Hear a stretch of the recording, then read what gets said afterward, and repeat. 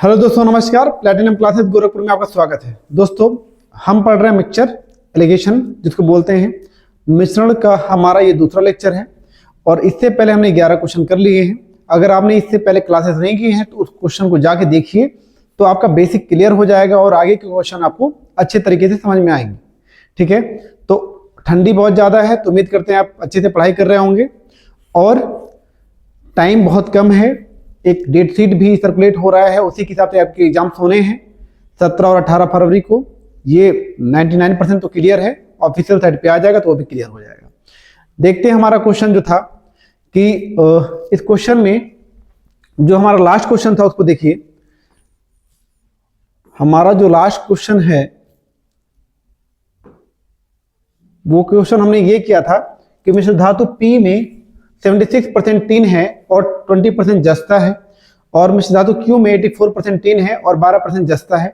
दोनों धातुओं को मिलाकर एक R मिश्र धातु बनाई गई, जिसमें 15% क्या है, जिंक है, मतलब जस्ता है। तो नए मिश्र धातु में R में टिन का प्रतिशत बताना है, निकालना है। आप इस क्वेश्चन को कर चुके थे, मैंने कहा था इसके आगे का जो क्वेश्चन है इसी पैटर्न पर लगेगा, तो आप उसको भी एक बार ट्राई करिए। जैसे आइए देखते हैं क्वेश्चन क्या है। क्वेश्चन नंबर 12 है।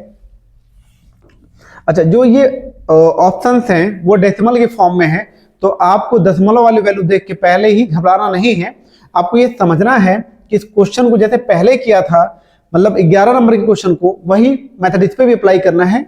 कोई ज्यादा दिक्कत इसमें नहीं है, बस धैर्य बना के क्वेश्चन को करना है।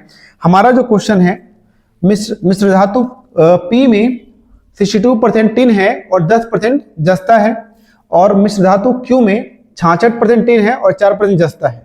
दोनों मिश्र धातुओं को पिघलाकर R मिश्र धातु बनाई गई, जिसमें 9% क्या है, जस्ता है। तो नए मिश्र धातु में R में टिन का परसेंटेज हमें निकालना है। आपको जो वैल्यू पता है उसको लेके चलेंगे आप, उसके हिसाब से हमारी दूसरी वैल्यू निकल जाएगी। कैसे करेंगे क्वेश्चन को, आइए देखते हैं। हमें जो वैल्यू पता है, हमने दोनों मिश्र धातुओं को मिलाया है, तीसरे मिश्र धातु बनाया है, उसमें जो हमें परसेंटेज पता है वो पता है केवल किसका, वो हमें जिंक का पता है, मतलब जस्ते का पता है।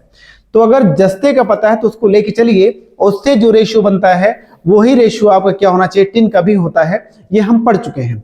तो अगर हम बात करें P में, अगर हम बात करें P में, तो P में आपका जो जिंक है वो कितना है, 10% है। वो कितना है, 10% है। अगर हम बात करें Q में, तो हमारा कितना है, 4% है। ठीक है, और इसको जब हम R धातु में मिला रहे हैं तो वहां पे जो जिंक का परसेंटेज हो रहा है वो हो रहा है 9%। ठीक है, वो क्या हो रहा है, 9%। आप परसेंटेज लिखना तो लिख दो, नहीं लिखना तो कोई इशू नहीं। यहाँ पे जो रेशियो बना वो क्या बना, 5:1।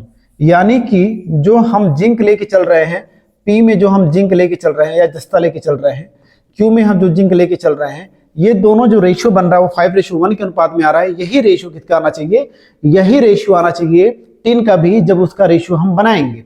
यानी कि अगर हम कहें कि जो P है, अगर मैं यही P इसको लिख दूं, अगर हम कहें P है और Q है, और P में 62% क्या है, टिन है, Q में जो है वो 66% टिन है, और हमें कहता है ओवरऑल कितना टिन बनेगा हमें नहीं पता है, लेकिन हमें ये पता है कि जो अनुपात आना चाहिए वो क्या आना चाहिए, जो रेशियो बनना चाहिए वो 5:1 के अनुपात में बनना चाहिए।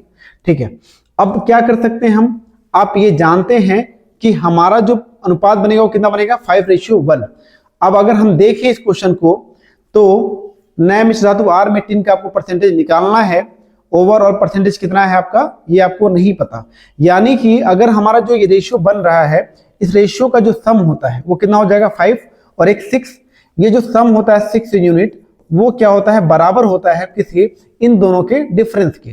तो 62 और 66 में कितना डिफरेंस है, तो आप कहेंगे 4 का डिफरेंस है। यानी कि 6 यूनिट का जो मान है वो 4 के बराबर है। तो 1 यूनिट का मान कितना हो जाएगा, तो आप कहेंगे 2/3, यानी कि 4/6 2/3। अब ये समझ लीजिए 2/3 को हम क्या लिख सकते हैं, 2/3 को हम लिखते हैं 0.66 भी हम लिखते हैं, 0.66, 7 भी लिख सकते हैं, तो 0.66 लिखते हैं। अब अगर हम कहें 0.66 लिखते हैं या फिर 1 यूनिट का मान 2/3 होता है, तो यहाँ पे कितनी वैल्यू है, तो आप यहाँ कह देंगे यहाँ 1 यूनिट की वैल्यू है तो एक यूनिट का मान है 2/3, तो हम कह देंगे 2/3 इसका मान हो जाएगा। कितना हो जाएगा? 2/3 मान हो जाएगा। दूसरे वाली वैल्यू का निकालेंगे तो 5 में किससे मल्टीप्लाई करेंगे? 2/3 से मल्टीप्लाई कर देंगे, तो ये हो जाएगा कितना? 10/3 हो जाएगा। आप चाहें तो 10/3 इसके लिए लिख सकते हैं। अब यहाँ पे करने के बाद आप जो जानते हैं जो छोटी वैल्यू होती है दोनों में, उसके साइड जो वैल्यू बचता है उसमें जोड़ना होता है। यानी कि अगर हम 62 में क्या ऐड कर दें, 62 में हम प्लस 2/3 ऐड कर दें तो यही हमारी वैल्यू बननी चाहिए। तो इसको हम क्या लिख सकते हैं? 62 होल 2/3%। और अगर हम 62 होल 2/3% कह रहे हैं तो 62.66% भी हम कह सकते हैं। यानी कि ये जो मान हो जाएगा वो कितना हो जाएगा? 62 होल 2/3% हम इसको कह सकते हैं, या 62.66% भी से कहा जा सकता है। ऑप्शन नंबर ए जो है हमारा वो आंसर होगा। ठीक है, और आपको लगता है कि हमको इससे चेक करना है तो 66 में से आप 10/3 या फिर 10/3 को हम क्या लिखते हैं? 33.33% को क्या करेंगे? 3.33% को हम क्या करेंगे? माइनस करेंगे, तब भी हमारा मान आ जाएगा। तो इसको निकालने का तरीका क्या है कि आप जिंक जो रेशियो आपको पता है, ओवरऑल जिंक आपको पता है, यहां से रेशियो बनेगा और यही जो मान है वो किसका आना चाहिए? 3 का आना चाहिए। तो 3 का मैंने रेशियो ले लिया 5:1। इन दोनों का जो सम होता है, इन दोनों के डिफरेंस के बराबर होता है। वहां से 6 यूनिट का मान 4 आ गया, तो 1 यूनिट का मान कितना हो जाएगा? 2/3 हो जाएगा। यानी कि 1 यूनिट का मान आप 0.66 भी ले सकते हैं, या फिर 2/3 रहने दीजिए। 1 यूनिट का मान हमें चाहिए और 1 यूनिट का मान है 2/3, तो इसका मान जो हो जाएगा क्या हो जाएगा? 2/3। छोटी वाली वैल्यू ये है, 62 में 2/3 जोड़ेंगे तो 62.66% आपका आंसर आ जाएगा, और ऑप्शन नंबर ये हमारे ये आंसर हो जाएगा। ठीक है, देखने में जितना टफ है, थोड़ा सा मेहनत करेंगे तो आसान तरीके से लग सकता है, उसमें कोई दिक्कत नहीं आएगी। क्वेश्चन नंबर 13 हम देखते हैं। 300 ग्राम चीनी के घोल में शक्कर का जो प्रतिशत है वो 35% है। चीनी की कितनी मात्रा मिलानी चाहिए ताकि चीनी का जो प्रतिशत है वो 40% हो जाए? बहुत ही इंपॉर्टेंट क्वेश्चन है। इस प्रकार के क्वेश्चन को छोड़ के मत जाइएगा, जरूर देखिएगा। देखो कहता क्या है, हमारे पास इनिशियल जो मिक्सचर है वो 300 ग्राम है चीनी का। चलिए, चीनी के घोल में शक्कर का जो परसेंटेज है वो कितना है? 35%। यानी कि 35% हमारे पास शुगर है। उसके बाद कहता है कि हम चीनी की कितनी मात्रा मिलाएं कि हमारा जो मिक्सचर है उसमें कितना हो जाए? 40% चीनी का प्रतिशत हो जाए। यानी कि जो फाइनल मिक्सचर है उसमें हमें चाहिए 40% क्या? शुगर चाहिए।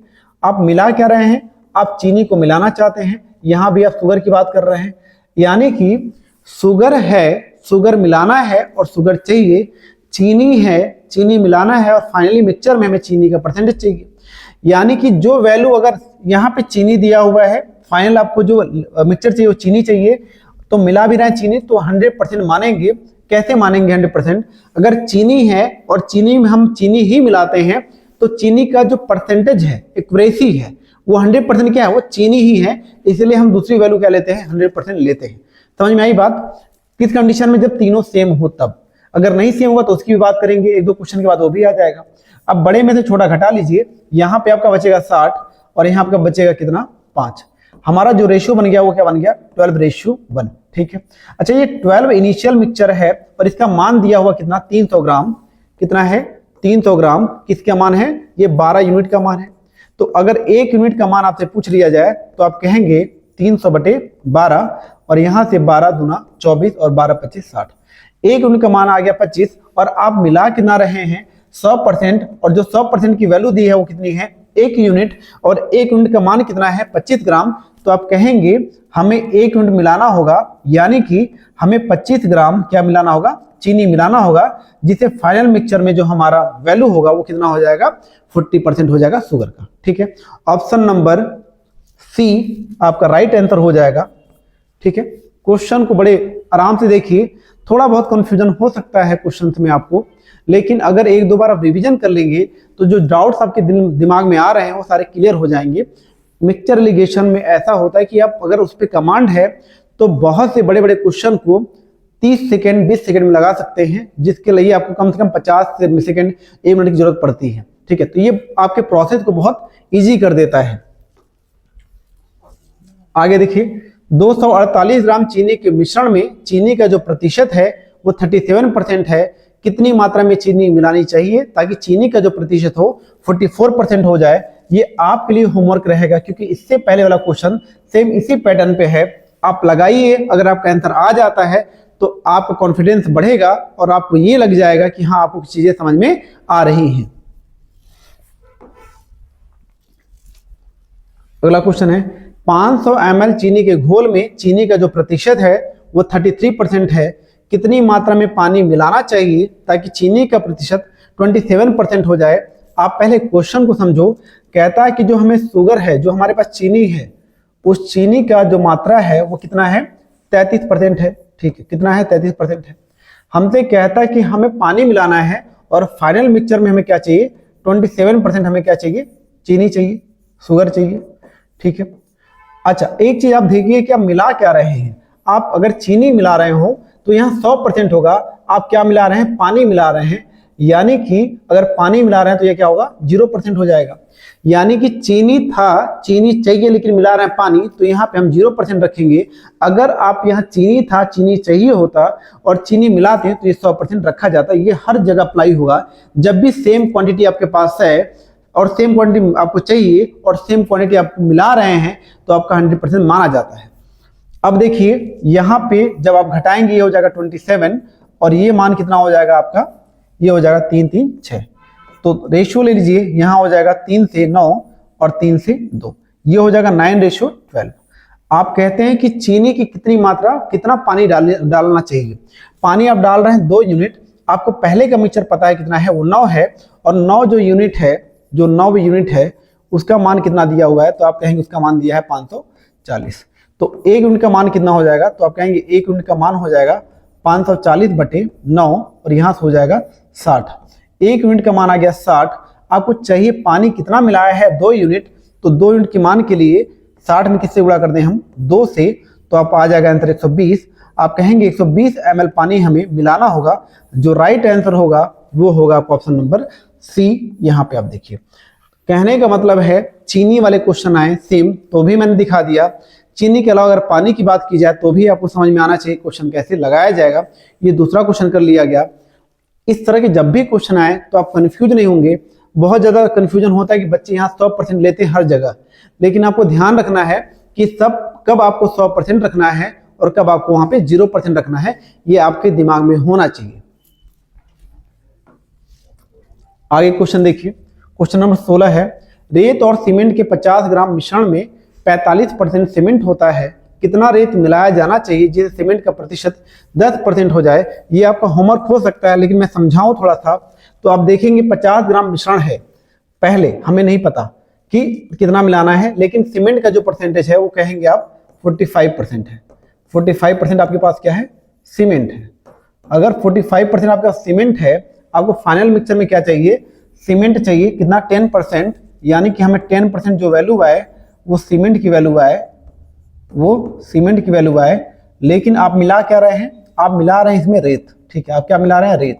अगर आप सीमेंट मिलाते हैं 100% लेते हैं, लेकिन आप मिला रहे हैं रेत, इसलिए इसको क्या लेंगे, 0।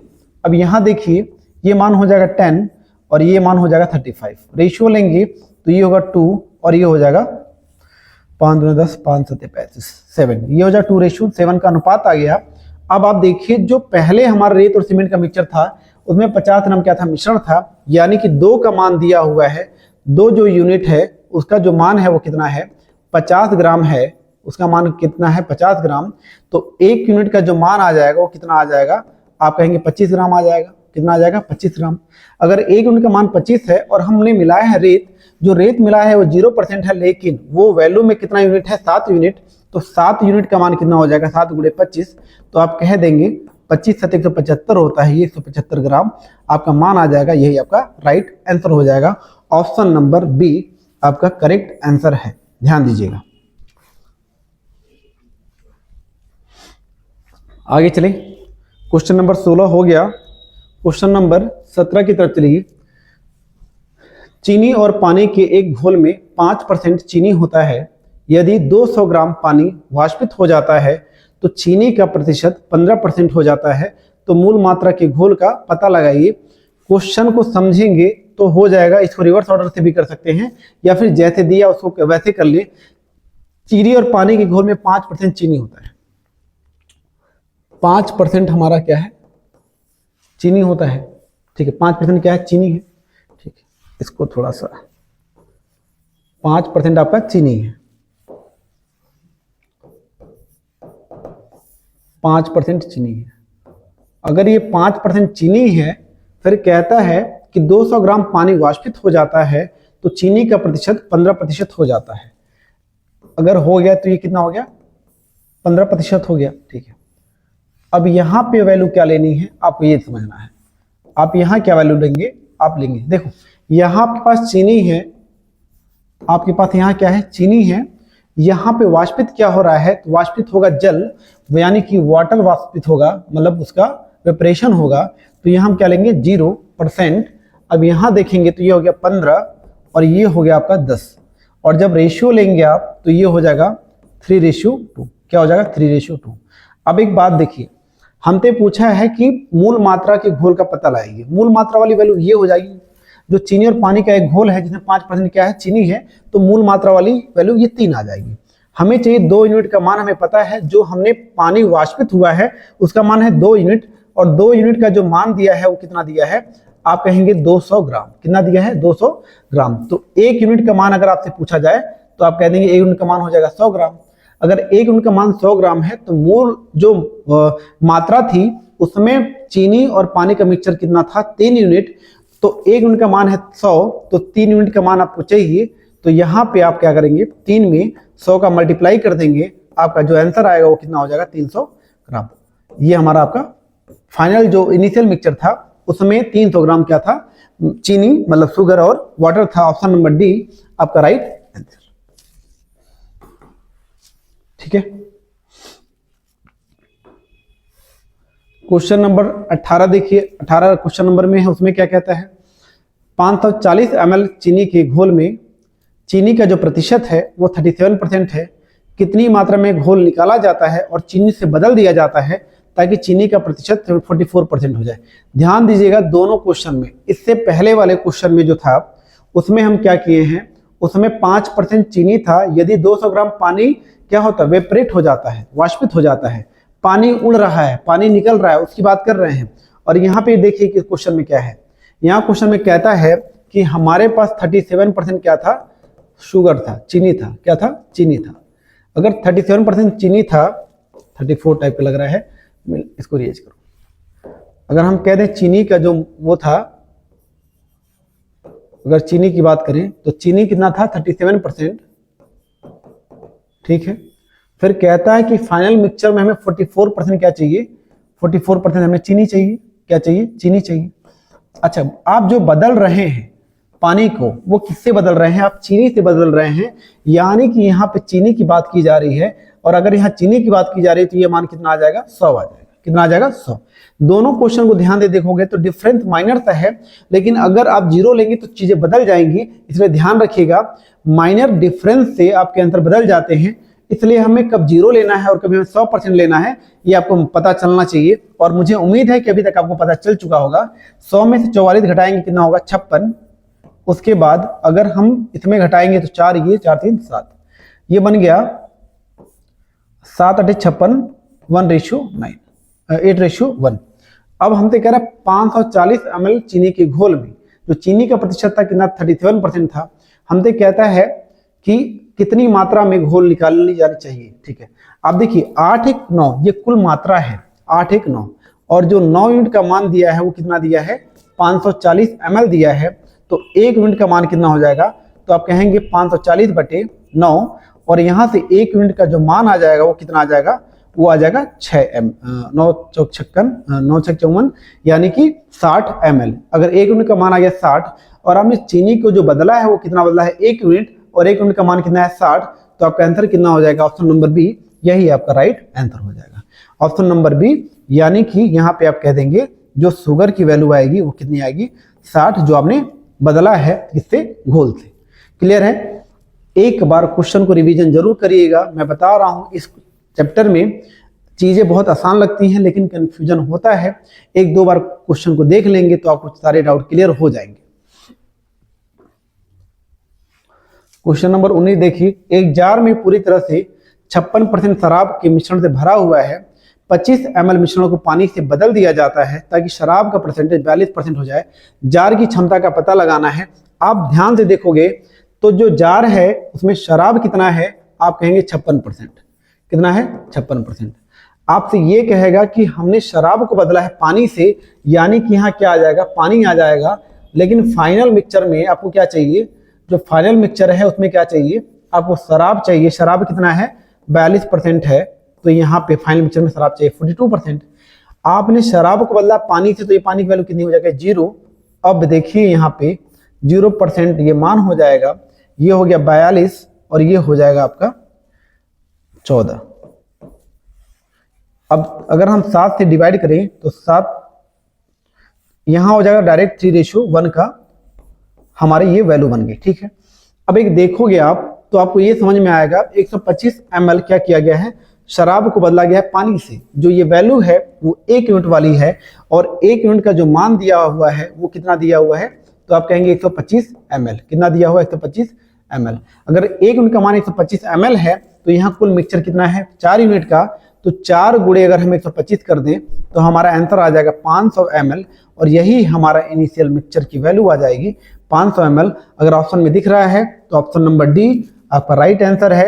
आप ध्यान दीजिए, क्वेश्चन के ऊपर देखने में बहुत ही लॉलीपॉप टाइप के क्वेश्चन है, फटाफट हो जाएंगे अगर थोड़ी सी मेहनत करेंगे तो।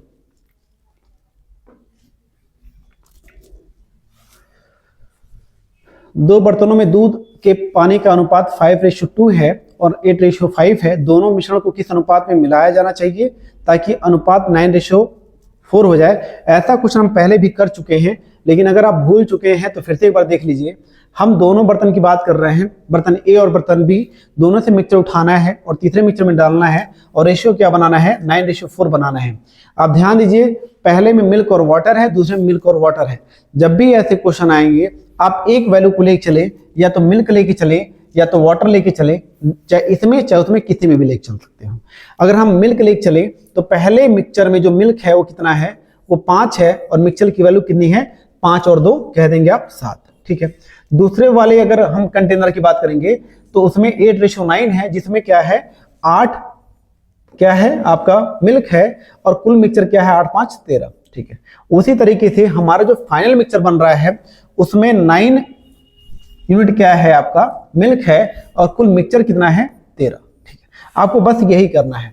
आपके लिए अब बड़े में से छोटे को हटाना होता है, लेकिन आपके लिए दिक्कत यह है कि हम पता करते रह जाएंगे कि बड़ा सा कौन सा है और छोटा कौन सा है। तो इसको आपके लिए जो सरदर्द आपकी है वो नीचे फ्रैक्शन वाले पोर्शन है, उसको हटाने के लिए उसका एलसीएम ले लिया जाता है। अगर आपको एलसीएम लेने नहीं आता है तो जो वैल्यू दी है फ्रैक्शन पार्ट में उसको आप मल्टीप्लाई करके आप क्वेश्चन को सॉल्व कर सकते हैं। यानी कि अगर हम 13 को यहाँ गुणा कर दें और 7 से गुणा कर दें तो हमारा काम बन जाएगा। यही काम आपको यहाँ करना है और यही काम आपको यहाँ करना पड़ेगा। ठीक है, तो यहाँ 7 से 7 कैंसिल आउट हो गया, 13 से 13 कैंसिल आउट हो गया, 13 से 13 कैंसिल आउट हो गया। अब जो हमारा वैल्यू बन गया 13 × 25 65 हो गया, कितना हो गया? 65 हो गया। 8 से कितना हो गया? 56 हो गया और ये हमारा 9 से 63 हो गया। अब अगर हम देखें इसको तो अब बड़े में से छोटे को घटा लेंगे तो यहाँ कितना बचेगा? 7 और यहाँ कितना बचेगा? 2। तो आप कहेंगे जो रेशियो हमारा बनना चाहिए वो 7:2 बनना चाहिए, यानी कि ऑप्शन नंबर सी हमारा राइट आंसर होगा। और ध्यान दीजिएगा, सब कुछ करने के बाद इतनी हड़बड़ी मत रहिएगा कि 7:2 की जगह 2:7 मार दे। ऑप्शन में दोनों दिया रहेगा तो OMR फिल करते समय इस बात का जरूर ध्यान दें आपने आंसर क्या निकाला है और आपके ऑप्शन में आप क्या टिक कर रहे हैं। ठीक है, क्वेश्चन है, दो मिश्र धातुओं में जस्ता और तांबे का अनुपात 11:4 है और 2:3 है। किस अनुपात में दोनों एक साथ पिघलाई जाए ताकि अनुपात नए मिश्र धातु में बराबर हो जाए या समान हो जाए? जब भी बराबर की बात करता है, यानी कि आप अगर मैं समझाऊं इसको, अगर कहता है कि दो कंटेनर है, एक कंटेनर में 11:4 के रेशियो में जिंक और कॉपर है, जिंक और कॉपर है, और उसके बाद कहता है दूसरे जो कंटेनर में वो 2:3 के अनुपात में क्या है? जिंक और कॉपर है। हमको कहता है ये दोनों कंटेनर को उठा के हम किसी और कंटेनर में ऐसा डालें कि 1:1 हो जाए, यानी कि जिंक और कॉपर का जो मिक्सचर बन जाए वो 1:1 के अनुपात में बन जाए। अब अगर ऐसे हमको बनाना है यानी कि मैंने कहा कि एक वैल्यू को लेके चले, तो पहले अगर कंटेनर की बात करें तो उसमें 11 यूनिट क्या है, जिंक है, और कुल मिक्सचर कितना है 11 4 15, ठीक है। उसी प्रकार से दूसरे की बात करें तो 2 जिंक है और कुल कितना हो जा रहा है 5 हो जा रहा है मिक्सचर। अगर फाइनल में 1:1 तो 1:1 में 1 क्या है, जिंक है, और कुल मिक्सचर कितना है 1 और 1 2, तो 1/2। अब हमें इसी को सॉल्व करना है। इससे पहले हमने कहा फ्रैक्शन वाली वैल्यू आपके लिए दिक्कत कर रही है, उसको एलसीएम लेके हटाया जा सकता है। तो 15 5 और 2 का एलसीएम कितना होता है 30। अगर आपको नहीं निकालने आता तो तीनों का मल्टीप्लाई हर जगह कर देंगे तभी काम बन जाएगा। Into 30 into 30। अब यहां देखो 15 दूना 30, 5 6 के 30 और 2 से यहां क्या क्या बना है 5 6 के 30 और 2 से 15, ठीक है। अब यहां हो गया 11 दूना 22 पहला, और ये हो गया 6 दूना 12, और यहां क्या बन गया आपका 15, ठीक है। अब अगर हम रेशियो लेंगे तो ये क्या बनेगा 3 और ये क्या बनेगा 7। जो हमारा आंसर आएगा वो क्या हो जाएगा 3:7। ऑप्शन नंबर सी आपका राइट आंसर होगा। अच्छा देखिए इसके उल्टे में भी दिया है 7:3। तो जो मैं समझा रहा हूं आपको, गलती ना करिए। अगर आपने क्वेश्चन सही लगा लिया है, एमआर फिल करते समय हड़बड़ी में 7:3 वाला ऑप्शन टिक मत कर दीजिएगा, ठीक है।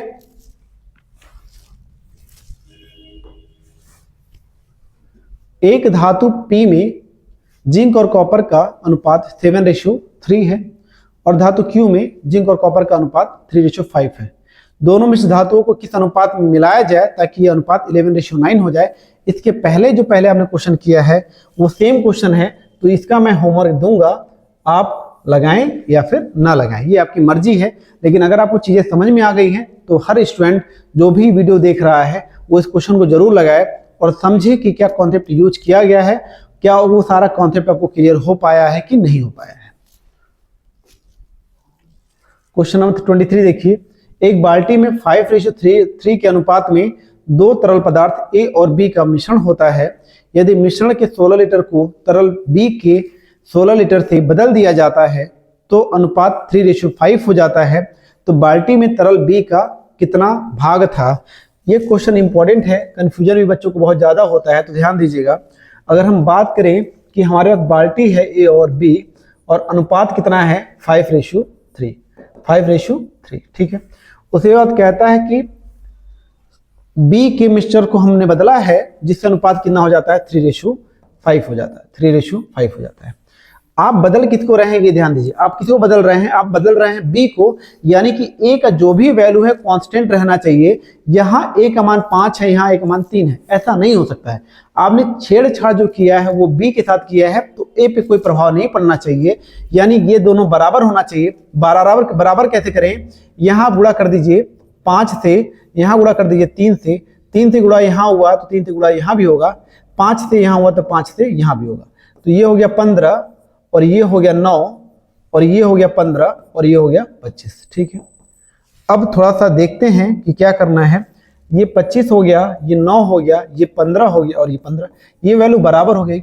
आप ये देखिए B को हमने बदला है, यहाँ पे कितना बदलाव आया है, आप कहेंगे वहां बदलाव आया है 16 यूनिट का। कितने का 16 यूनिट का, और 16 यूनिट का जो मान है वो 16 लीटर के बराबर है। किसके बराबर है 16 लीटर के बराबर है। हमसे पूछा है कि बाल्टी में तरल B कितना था, ये स्टार्टिंग की बात कर रहा है हमेशा, ठीक है।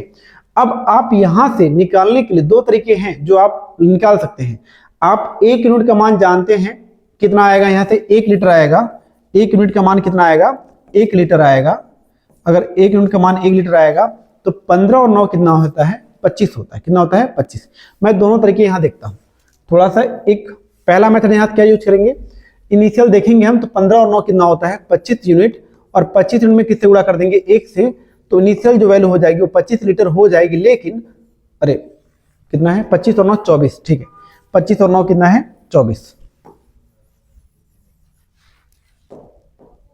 25 9 कितना हो जाएगा 24। 24 गुणे 1 करेंगे तो ये 24 लीटर हो गया। कितना हो गया 24 लीटर। लेकिन इनिशियल वैल्यू को अगर देखेंगे तो आपने 16 लीटर पानी को बदला है, तो जो बदलाव आया उसको आप सही करेंगे, यानी कि 24 लीटर जो मिक्सचर था उसमें 16 हम ऐड कर देंगे, तो एक्चुअल जो हमारा सोल्यूशन था या मिक्सचर था वो 40 लीटर का था। वो कितना था 40 लीटर का था। अगर एक्चुअल ये वैल्यू हमारी 40 लीटर थी, अब 40 लीटर में हमें क्या चाहिए, हमें चाहिए B की मात्रा। तो आप ये बताओ कि ये 15 और 9 कितना होता है 24, यानी कि 24 में कितना भाग लिक्विड बी है वो है 9। तो यहाँ 3 त्रिक 9 और 3 अट्ठे 24, 8 पच्चीस 40 और 5 तियां 15। तो आपका आंसर आ जाएगा 15 लीटर।